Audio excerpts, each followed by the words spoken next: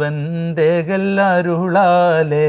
ആലത്തിൽ കരുണപ്പെട്ടുള്ള ബേദാംബർ തൂതർ മുഹമ്മദ് ബേദാംബർ തങ്ങൾക്ക് തുയ്യ പെരിയവൻ അറിവിച്ച കാര്യം ഇസ്ലാമതാകുവാൻ 5 ഫറലുണ്ട് ഇശലോടെ നാവാൽ കേലിമ മൊഴിയണം നിനവോട് ഹൽബാദ് കൂടെ മൊഴിയേണം നിസ്കാരം 5 വഖ്തും ഫറലാവും ആയേസക്കാത്തും ഫറലായിരിക്കുമേ ആദരവുള്ളോര് നോമ്പും ഫറലാവും ആഫിയത്താലേ താടിക്കിതമുണ്ടെങ്കിൽ ഹജ്ജും ഉംറയും ചെയ്യൽ ഫറലാകും.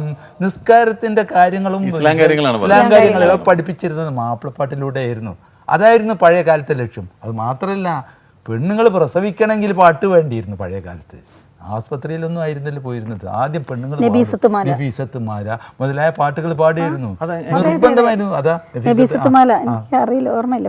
അതായത് ആദ്യം തന്നെ കല്യാണം ആലോചിക്കുമ്പോൾ ആദ്യം ചോദിക്കല്, ദല്ലാളി ചോദിക്കല്, ഓത്തും പാട്ടും അറിയുന്ന. ഓത്തും പാട്ടും അറിയുന്ന. പാട്ട് അറിയില്ല എന്ന് പറഞ്ഞാൽ പുതിയാപ്പിളനെ കിട്ടൂല. പാട്ടറിയണം നിർബന്ധമായിരുന്നു. കാരണം ഇവളെ വിവാഹം കഴിച്ചു കൊണ്ടുപോകേണ്ടവളാണ്, ഇവൾ പ്രസവിക്കേണ്ടവളാണ്, അയൽവക്കത്തുള്ള പെണ്ണും പ്രസവിക്കേണ്ടവളാണ്. പ്രസവിക്കണമെങ്കിൽ പാട്ട് വേണം പഴയ കാലത്ത്.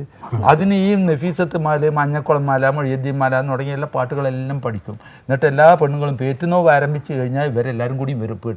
ഈ പെണ്ണിൻ്റെ അടുത്തിരുന്നിട്ട് ബിസ്മിയും ഹംദും സലാത്തും നൽസലാമും മുന്നേ ബില്ലിന് ഫീസത്ത് മാല ഞാൻ തുടങ്ങിയിടുന്നേ മുസ്ഫി ഉമ്മു ഫല്ലലും മുബശ്ശിറും നൂറുള്ള മൂസിലും മുഹൈമിനും മുബല്ലിഗും സഅദുള്ള.